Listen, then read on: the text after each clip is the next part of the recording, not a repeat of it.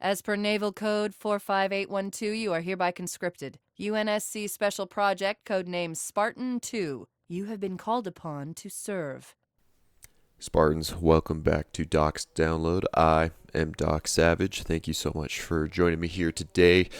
Intro will be a little short this time. I do want to talk about Halo Fest coming up. We are going to be doing a giveaway on the channel of a pass for the weekend.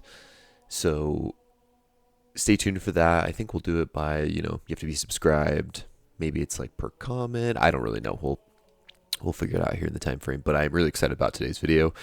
One that I've been looking forward to, and one that I've hopefully done a thorough script and list on of things that I really wanted to touch on. I'm sure after I upload this, I'll think of something that I should have put in there, but I didn't. But that's the beauty of being able to make more videos about them. But again, thank you so much for all the support, for all the love. Let's just dive right in, Spartans. Today's video, we are going to be talking about probably the most important characters in the entire universe. I want to do a dive into what a Spartan is.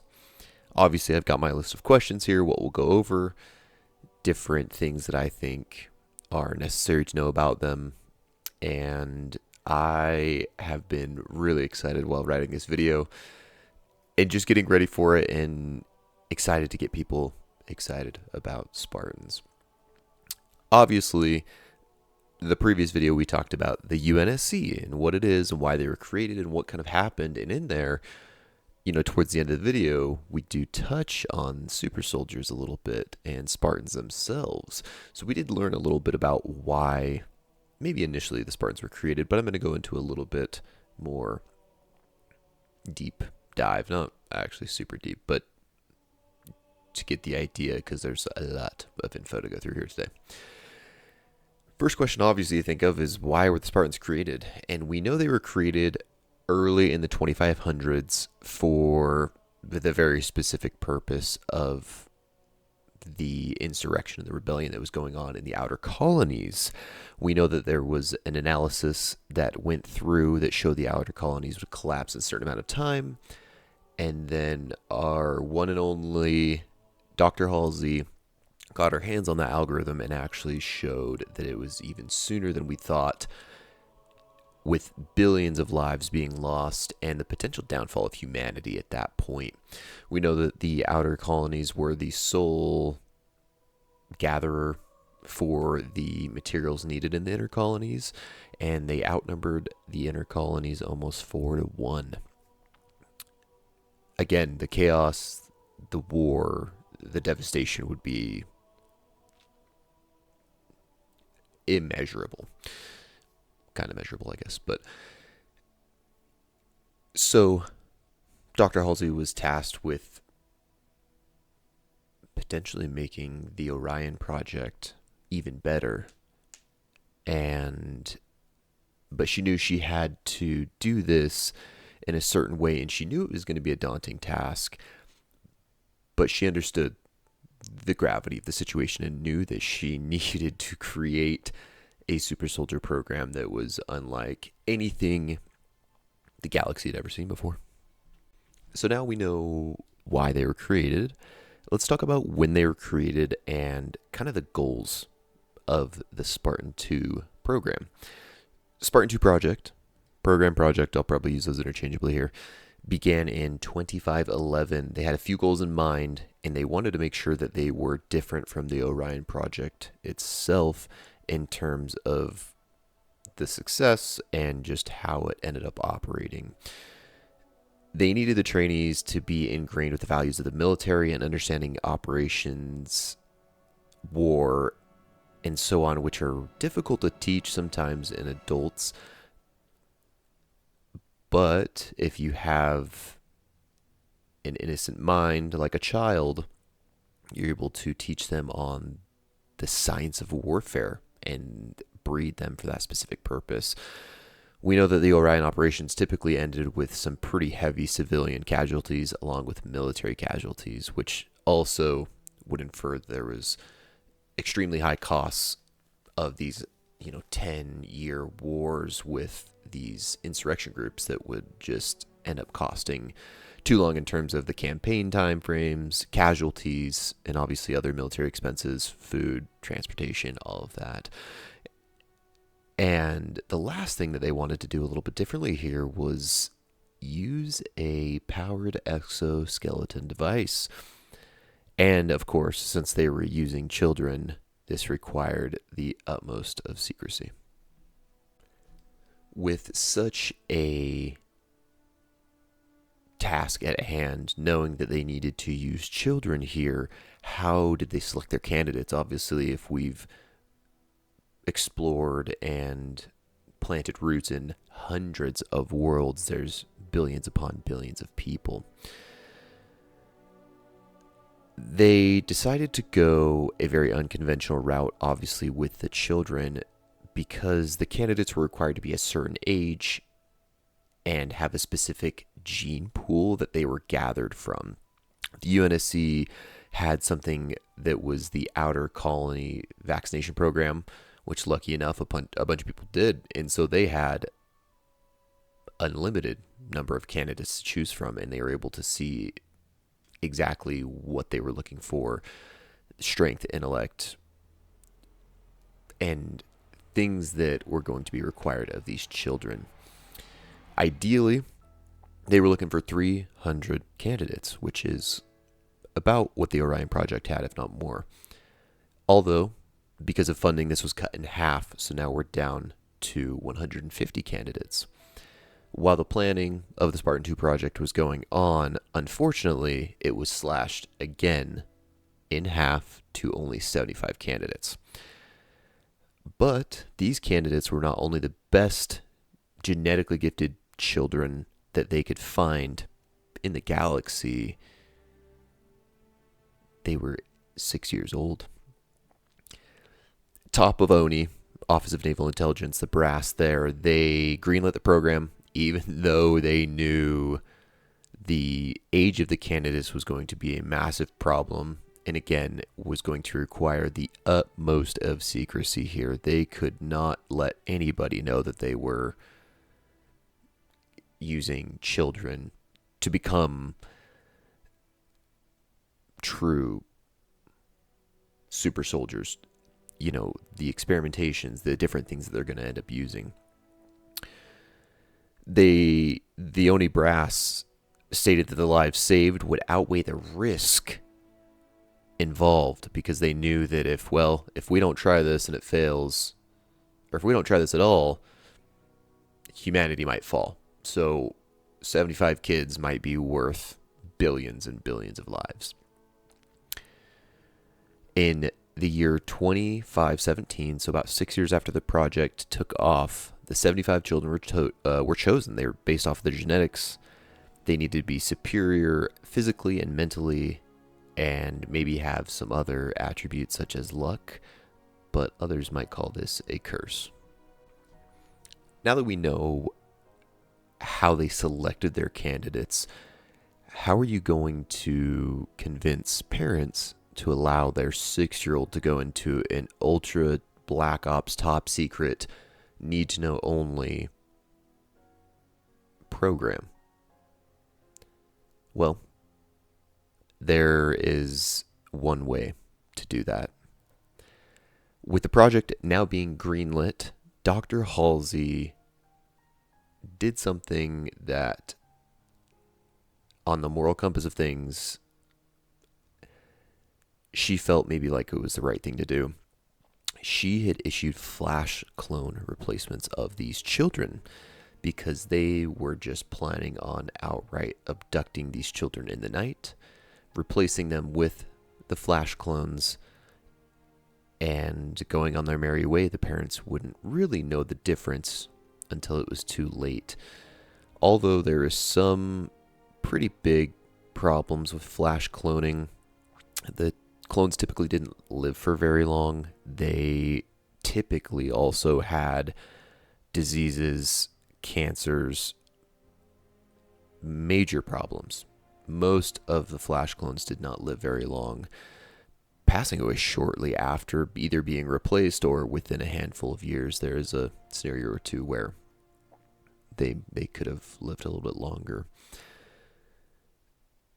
The families had no idea, obviously, just that their child went from being a normal child one night and then woke up the next morning a little bit different, a little bit off, and then slowly was just kind of different. Not knowing that their child is truly being trained and transformed into a super soldier for the greater good. Flash cloning at the time was extremely illegal and highly frowned upon. And after the children were abducted and taken, they were taken to the military stronghold of Reach, where Dr. Halsey, the artificial intelligence Deja, and CPO Mendez awaited their candidates for their training. With the 75 children now being taken from their families and shuttled to the planet Reach, almost immediately they were thrust into the military lifestyle. They had the night before where Dr. Halsey, Deja, and Mendez stood at a dais and told them that they were going to become the best that they could make them, that they were humanity's greatest hope for what was coming. And at the time, this was just insurrection.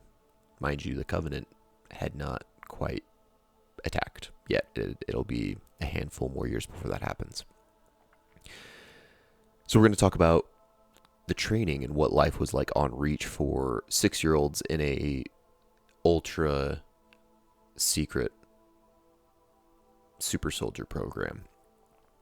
Training was incredibly tough. Obviously, they were being put into scenarios and situations that adults would struggle to even complete. Chief Petty Officer Franklin Mendez and Deja were their main instructors.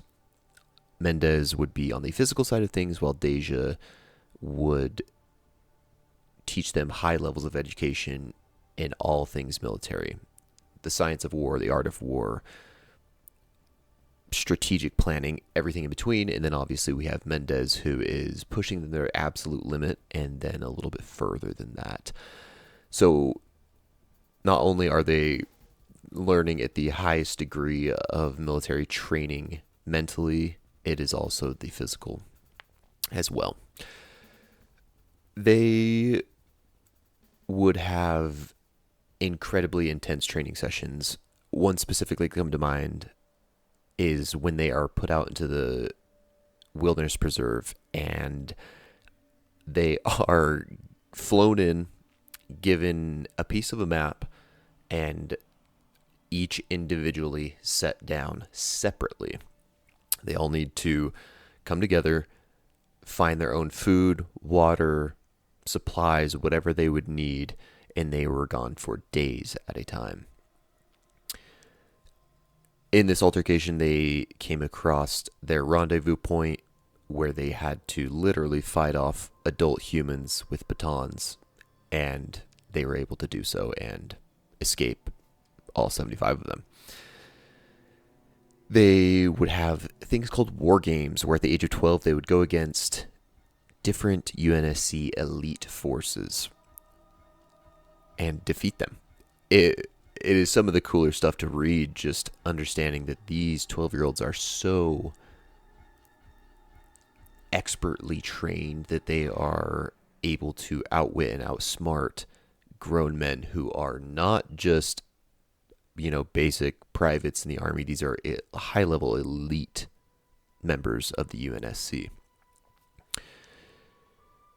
There was even situations where the UNSC troops were getting so frustrated that they switched to live rounds of ammunition against these Spartan children and still could not take them down. Not that they ever got necessarily shot per se, but they ended up using live ammunition instead of the stun rounds that were required to be used.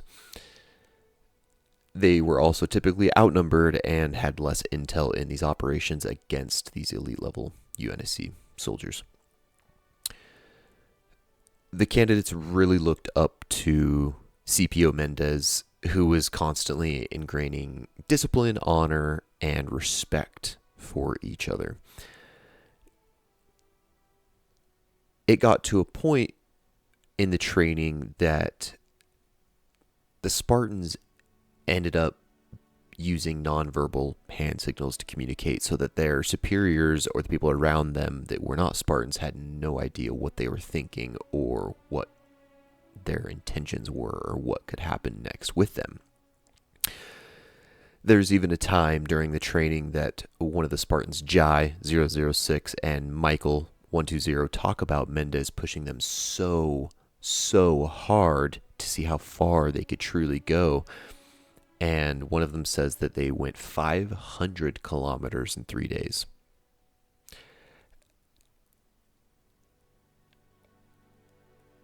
Incredible. It literally has me stunned. And to get it done, instead of stopping to rest, what they would do is one would carry the other and help each other. There's 3 of them. It was, I believe it was Jai, Mike, and Adriana. 111 is her Spartan call sign. It got to the point where Mendez became worried about them and actually stopped them because they were pushing themselves so hard. And obviously they were trained with firearms 24/7. And then they reached the age of 14. And just when you thought these youngins couldn't get any more unbelievable, everything was about to change. So now that we have a basic understanding of what these incredibly trained kids could do, they hit the age of 14, where most of them started to hit puberty or were just about there or were already in it. And that's when the next step of the Spartan project came into play. The time for their biochemical augmentations. Most of them did not realize that this would be the hardest mission they have come across yet. Most difficult, most challenging, and truly, it was going to break some of them. Their heads were shaved, incision vectors lined their bodies, and a drip of anesthetic administered, and they were carted off. The trainees, they received 5 different augmentations that changed the playing field of what a human could really do. And some of these are quite extensive, and I'm excited to go through them. I might butcher a thing here or there with pronunciation. Hopefully I've got it down, but all the procedures obviously have their pros of what they want to happen, but there's always going to be a negative or a con, some sort of side effect, potential side effect of these procedures. So the first one we're going to go over is the carbide ceramic ossification procedure. Pretty much what this is they get an advanced carbide ceramic material that is grafted onto the skeletal structure, making the bones virtually unbreakable.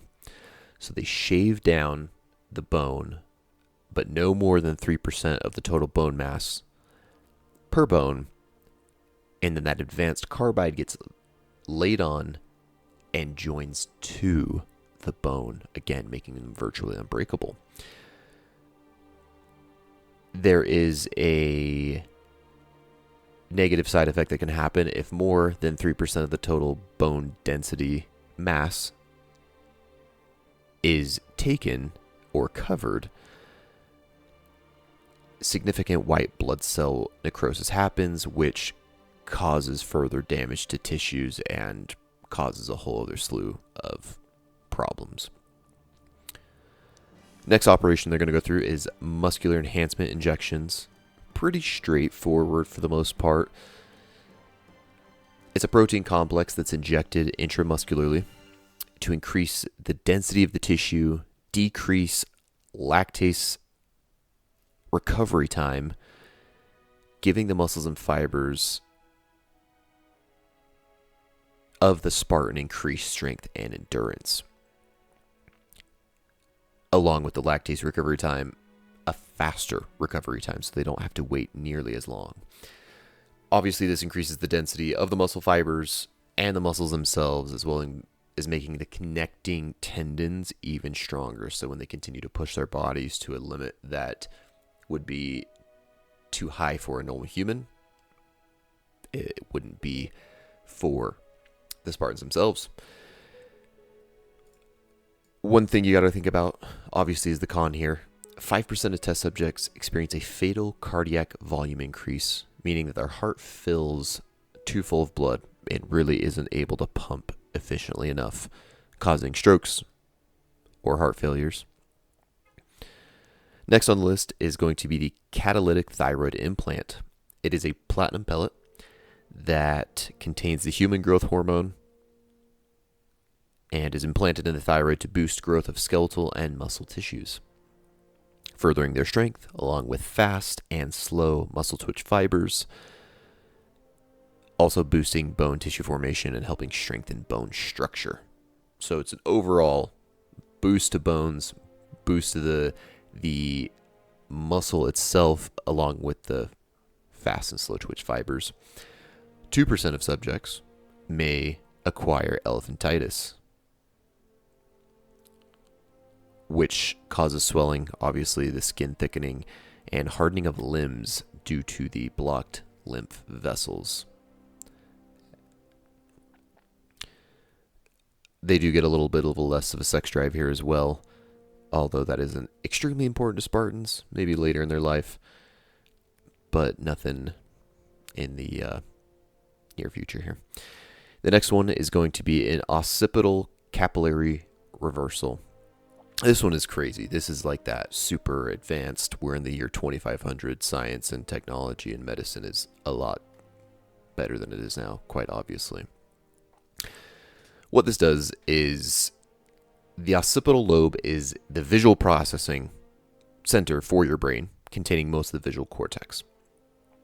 Surgery is performed on the capillaries, tiny blood vessels, and what it does is it reverses the blood flow to boost blood flow beneath the rods and cones of the Spartan's eyes, giving an increase in visual perception and obviously the risks, retinal rejection and detachment, permanent blindness in the subject. So it just gives the eyes more nutrients, more ability to see, and the visual perception of them because of the enhancements. They are going to be a lot faster and a lot stronger, and they're going to have a lot going on. And the last but not least of the augmentations is going to be the superconducting fabrication of neural dendrites. This one was cool to learn about in a more complex way. It is the alteration of bioelectrical nerve transduction to shielded electronic transduction, giving the subject a 300% increase in reflex. That's pretty insane. 300%. Can you imagine having 300% faster reflexes? Anecdotal evidence of increased intelligence, memory, and creativity as well. This alteration of bioelectrical nerve transduction to shielded allows for more efficient and protected signaling from brain to body. Risks. In significant instances, 12% of subjects will get Parkinson's disease or Fletcher syndrome. Those are the 5 augmentations that the Spartans get. Stronger bones, stronger muscles, stronger tendons, better visual perception, intelligence, creativity, memory. They pretty much can see in the dark. And their reaction time, 300% increase. So you can imagine as being some of the best genetically gifted children that they could find in the galaxy, being trained for the last 8 years to be weapons, truly. And now they just went from here to here. Although they were under anesthesia and unconscious for this procedure, handful of procedures, the trainees did feel a lot of what was going on.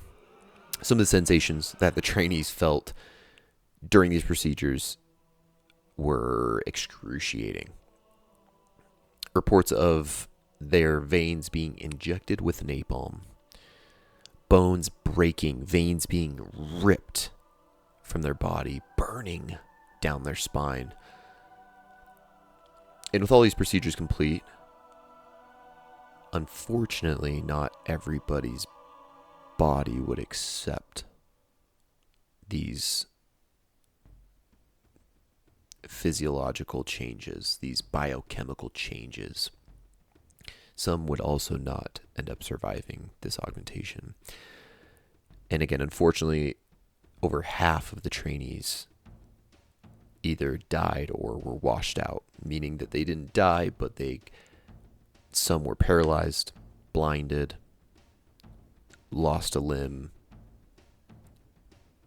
bones warped. I mean, some of them went through some true hell. And the ones that washed that did not pass away were typically able to continue service in the UNSC somehow, some way, because they were still incredibly trained people, whether it was writing slip space papers or helping with the next generation of Spartans. They were level in some regard. So now that we know what the Spartans went through in that biochemical augmentation process, I kind of want to talk about the effects afterwards. So after the trainees received their augmentations, the long recovery process began. There was only about 33 operational Spartans remaining from those that had passed away or washed out. The Spartans noticed that they felt like they had to relearn how to walk. They had to move their bodies in different ways with their biochemical augmentations. Some of them experienced some side effects that weren't awesome, but ended up going away. Bleeding from the ears, eyes, nose, headaches, bones being super achy, and even a confusion of how to work their incredibly augmented new bodies. During rehab, they were still required to train, do sparring, eat, and get different types of injections, mineral, vitamin injections, to help further along the recovery. While watching them, Dr. Halsey noted it and began to realize that these Spartans were faster, stronger, smarter, and really overperforming from the expectations she had previously. She went to Mendez and asked about them, saying, are they overperforming? What is going on here? And Mendez would be the one to know. He trained them for 8 years prior to this, and he would be the one to see such a dramatic shift in their abilities. With their new augmentations, Mendez wanted to show Dr. Halsey how overachieving they were becoming, because he said to her that them overperforming would be an absolute understatement. There's a scenario that arose where Mendez set up in a abandoned mine a game of capture the flag. He wanted to show their unmatched strength, intelligence, and skill, where they would be put to a test. The trainers that they were going up against were required to wear what is called Mark I power armor. It is an exoskeleton suit, not quite like what you know a Spartan would wear, a very early version of it actually. They were required to wear these suits because in the days prior, 3 of the trainers were killed during training because the Spartans were a lot faster and a lot stronger than they had anticipated.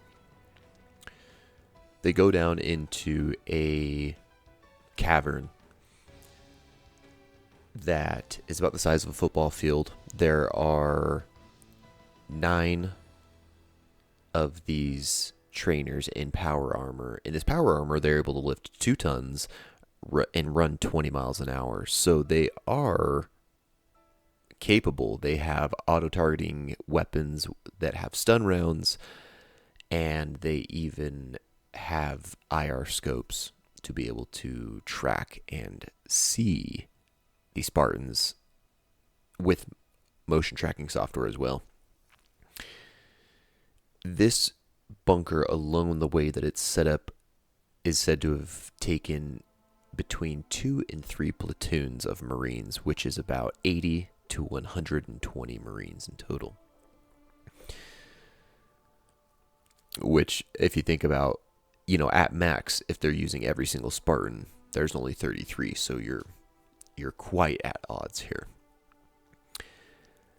It was illuminated with floodlights, and in the middle, a red flag shone in the middle of the cavern. Capture the flag, baby. Start the drill, Mendez says through a microphone. 60 seconds tick by, and Dr. Halsey and Mendez were watching from an office, we'll say, in the cavern. 120 seconds ticks by, nothing. Dr. Halsey's asking Mendez, hey, do they know that we started? Where are they? And Mendez assures her they're here. Then she sees a shadowy figure melt back into the darkness, and she questions who that was, and that she thinks that it was Kelly, the fastest human alive. Within moments after that, the Spartans sprang into action. Again, there was 9 of these trainers stationed at different points.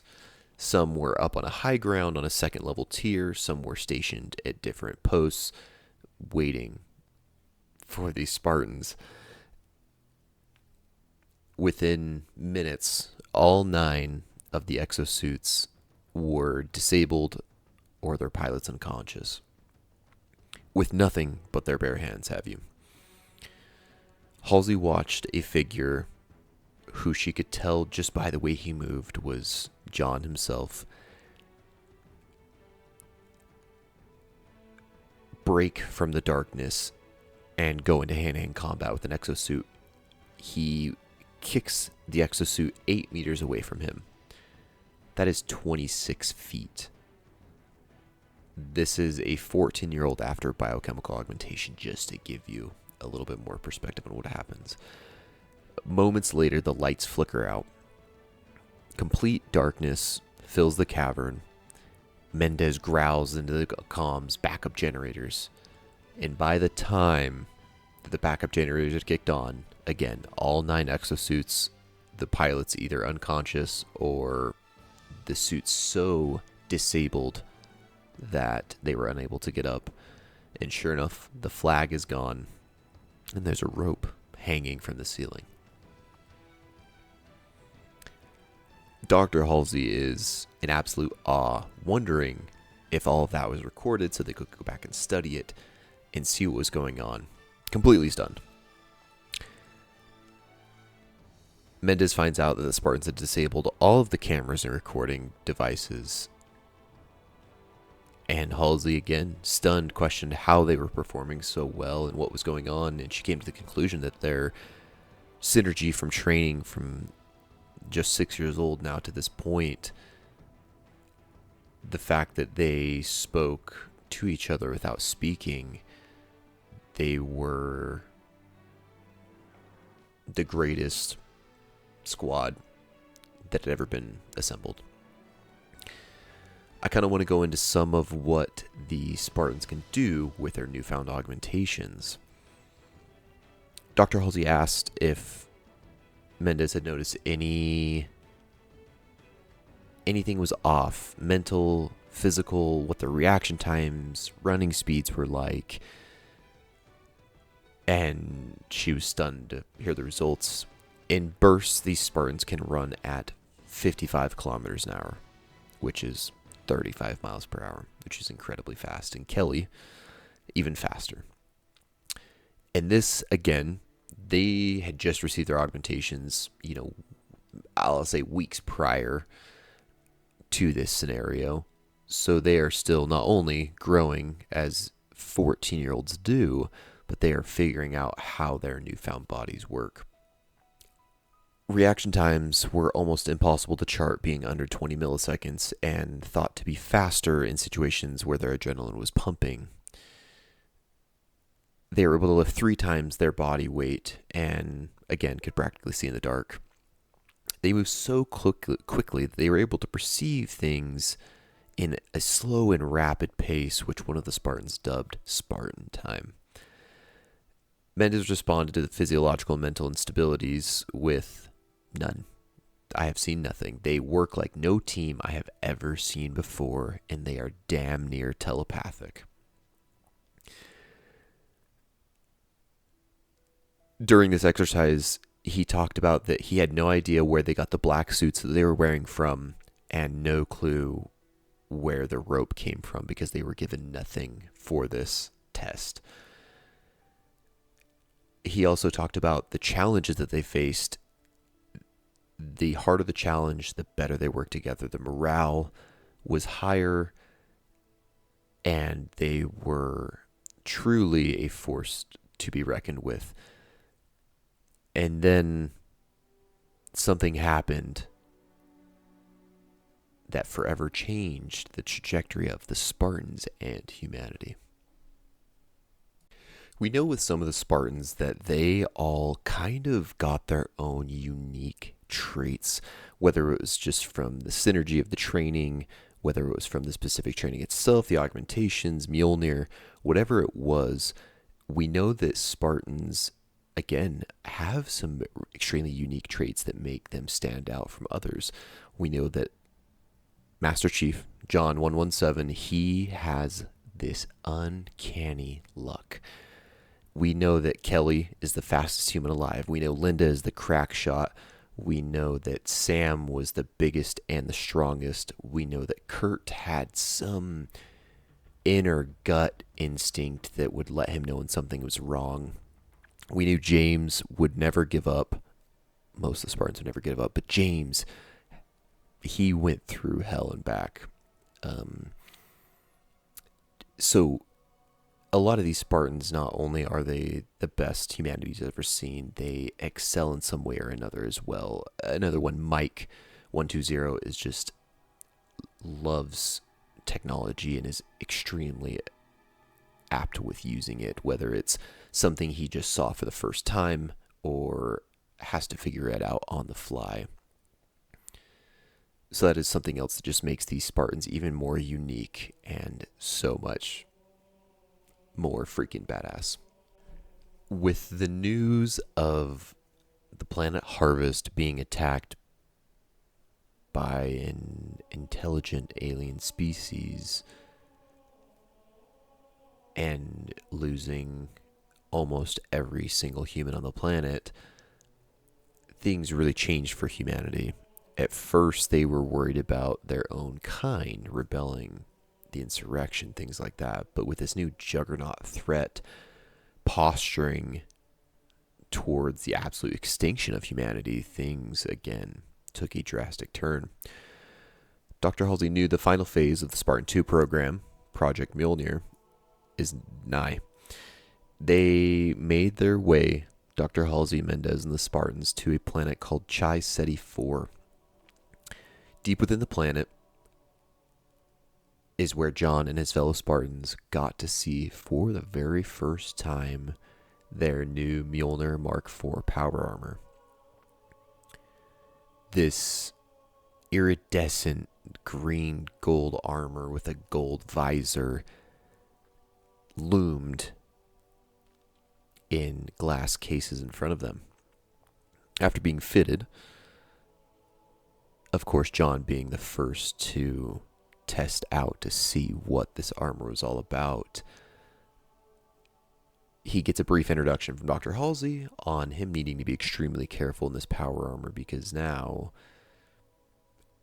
this, again, is the final phase. This is truly what they were built for, was to put these suits of armor on and truly complete what they set out to do here. He began running through an obstacle course where he is punching through concrete targets. He's watching live rounds, live ammunition bounce off of the armor, and he was even able to dodge one or two of the bullets. Dr. Halsey let him know a few of the things that this armor could do for him. It effectively doubles the wearer's strength, increases reaction time of a normal human by a factor of 5. So earlier, we knew that their reaction time after augmentation was about 20 milliseconds. So if you factor that by 5, their reaction time is around 5 milliseconds. And again, potentially even lower in a combat scenario. This early generation of Mjolnir didn't have shielding, as you might have seen prior, so they needed to be a little bit more careful. It hadn't been reverse engineered from Covenant technology yet, although the power armor is shielded against EMP and radiation and is able to cycle air in a vacuum for 90 minutes. So if they are out in space, they have about 90 minutes of breathable air. It has this incredibly cool refractive coating that actually helps disperse incoming energy weapons, plasma weapons, from their newly acquired enemies. The outer shell is this multi-layer alloy that is made of a remarkable strength, and beneath the alloy shell there's a thick black armored titanium nanocomposite bodysuit that is temperature regulated. It has a gel-filled layer to help change with density and pressure, acting as a shock absorber for intense situations. And this Mjolnir Mark IV is what they used for more than 2 decades until the next iteration of the Mark V Mjolnir, which is where they get their shielding from reversed Covenant technology. I kind of want to go into a few different things about the Spartans now. Now we know their physical and somewhat of their mental capabilities and the Mjolnir project now that they are sporting. I kind of want to talk about the secrecy of the Spartan project, because obviously we knew from earlier in the video that using 6-year-olds to biochemically augment and train into commando super soldiers is probably not widely accepted. So news of this Spartan program was need to know only. Nobody just knew about it. The only people that were really in the know were obviously top ONI officials, Dr. Halsey, CPO Mendez, and the people around them. But even then, it wasn't widespread to the UNSC or humanity of what or who the Spartans were. Obviously, with everything, random tidbits, whispers would get out, but no one ever really knew the full truth of the program until much later into the war. Because of this, in different scenarios, in different combat settings, Marines, ODSTs would see these Spartans, they'd see these armor-clad giants being 7 feet tall in armor, some even taller. Kurt 051 almost 8 feet in his armor, just over 8 feet, and Sam 034, a monster of a Spartan. R.I.P. They were mythological, unkillable, hulking beasts, machines, what people thought, that would drop down from the heavens and turn the tide of a war, turn the tide of an entire battle. Some got to see them, some meaning Marines, any humans, anybody that was that was on our side got to see them, and initially they didn't know if it was even friend or foe because they were facing such a unknown covenant juggernaut that had several species in their ranks who also wore colored armors and had different sets. So initially some were scared for their lives, until obviously the Spartans spoke to them and let them know that they were a friend. Some of these people got to watch these legendary, absolute lethal, precision-based, devastatingly effective soldiers annihilate the Covenant. The Spartans were never revealed to humanity until about 2547. We were getting our ass kicked, and humanity needed a morale boost, something to give us hope. Since the Human Covenant War was devastating and continually getting worse, the UEG ONI created what was called Directive 930, because people did not want to know of our Spartans being killed. And Directive 930 helped push the narrative that Spartans never truly died. They were just missing in action. Just to keep that mythos alive that they were these unkillable commandos and they were always out there fighting, when in reality we know that they can be killed, that some had fallen at this point. Especially during the fall of Reach and a few other scenarios like that. But the secrecy was something that created this legend, this mythos around them that ended up, I think, really helping humanity. The Spartan mentality is very much different from your typical UNSC Marine, ODST, pilot, captain, anything like that. They were in a league of their own, truly. We know that Spartans were trained from the age of 6 to be the best warriors humanity has ever seen. Dr. Halsey wanted to mold them into the most effective soldiers she could through persuasion and acclamation rather than flat-out brainwashing, knowing that that could backfire. And for them to understand that they were truly efficient and understand how important their significance was to the mission at hand. This in turn gave them the ability to truly understand their roles as Spartans, and that life that was forced onto them. Although most don't hate or despise Dr. Halsey for this, but in fact a lot of them actually embraced the lifestyle of the Spartan, knowing that they were chosen, they were as if they were born to do this. They wanted to do this. Mendez instilled in them from an early age that they have a deep dedication to their duty and to win at all costs. They often, in scenarios, would overlook their well-being and what they wanted if they knew there was still an objective that needed to be completed. Even in certain scenarios, rejecting medical attention to complete the mission at hand. They were family. They were raised together. They were put through the most rigorous of training, the extremely taxing augmentations, and then thrown into a war that they truly never even saw coming. At 14 years old, this formed a solidarity between them, a bond between them that could never be broken. We obviously know from earlier that they liked to keep to themselves. They liked to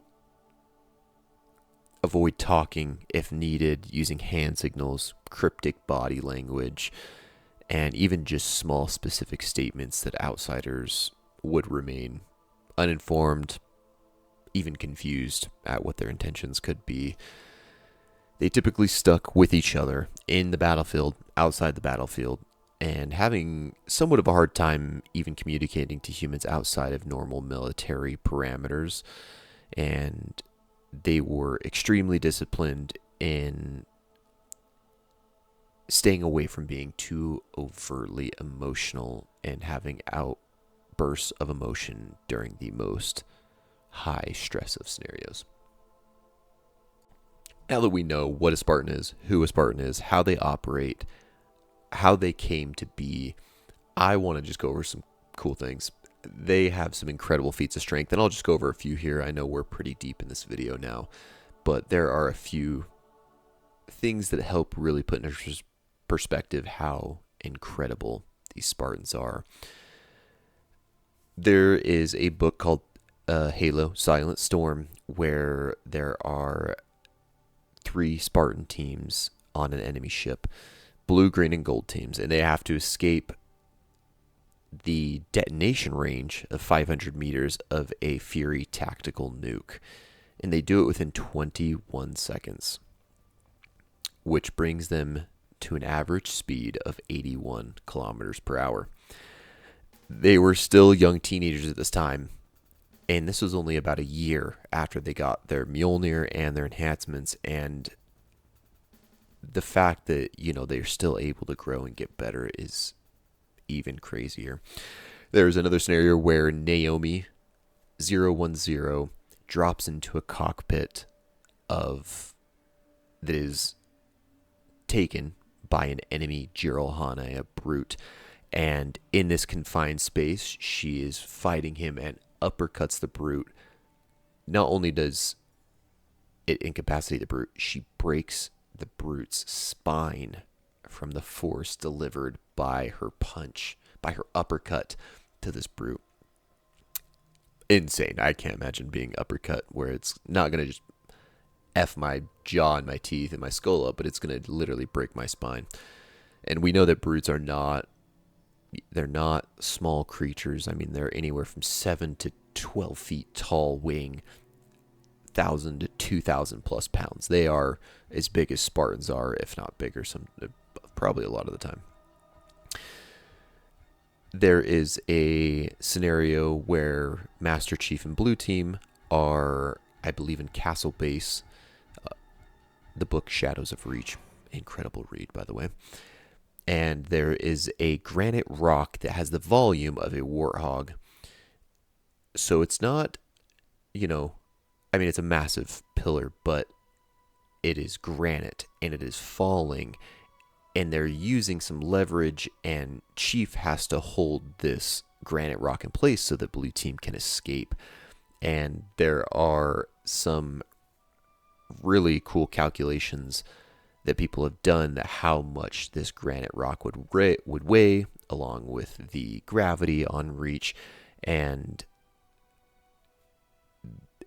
this granite rock would have weighed an upwards of 100 tons. That is 220,000 pounds. Chief is in the most new updated armor, which would be, I believe it was Mark 6 Gen 3, which, we know Mark 4 gave him boost, but now we're up to Mark 6. 5, 6, 7 times his normal strength, nanotechnology, a bunch of different things in this armor that allow him to do this. But that was one of the crazier feats of strength I've ever seen. We know that Linda 058, she picks up a freaking ghost and slams it on a grunt. And I think ghosts weigh between, 1,200 to 1,800 pounds, somewhere around there. So, for her to just pick it up and use it as a weapon is pretty intense. Another incredible feat of strength by Linda. She is the best shot in the world with a sniper rifle. There's a scenario where they're on a Covenant ship during Operation First Strike called the Unyielding Hierophant. She is giving overwatch to Blue Team that is there, and she is dangling upside down on a cable and holding the cable with one hand, her sniper in the other hand, upside down, and she's able to shoot out 7, I believe, Banshee pilots from their Banshees. And Banshees they don't just coast and float around. They are incredibly quick, but she's just that much better. And she even has the forethought to angle herself so that the reflection from her armor, from the lighting in there, doesn't give her away. And she's quite literally hanging in the middle of this metropolis inside this city. Too sick. She's so, Linda. And I think the last one we'll talk about here is Adriana 111. Another just ultimate badass. She picks up a mongoose ATV. They weigh around 2,000 pounds, depending on the variant, and uses it like whack-a-mole on some grunts, and is just slamming grunts around, crushing them. And it's just to give you an idea of what Spartans are capable of. And obviously those are some physical feats of strength, but they are incredibly intelligent. The way that they are able to set up scenarios and set up missions, plans, they are the coolest freaking soldiers of all time. All right, Spartans, we have done it. We know the ins and outs of what the Spartan II program is like. Truly, I can't think of cooler things in my brain in this world. Obviously, there's some great IPs out there, but Spartans to me are just as cool as it gets, especially the Spartan 2s. I'm a ride or die Spartan 2 guy. Got love for the 3s and 4s, and we'll talk about them in another video, but I really just wanted to talk about what a Spartan truly was when the project began, and just how resilient they are, with only 33 of them being left when the war started. Obviously, some have died in that time, but tell me your favorite moments of the Spartans, whether it's a 3 or a 4 even, because even some of the 3s and 4s have some incredibly badass moments and truly show why they were Spartans.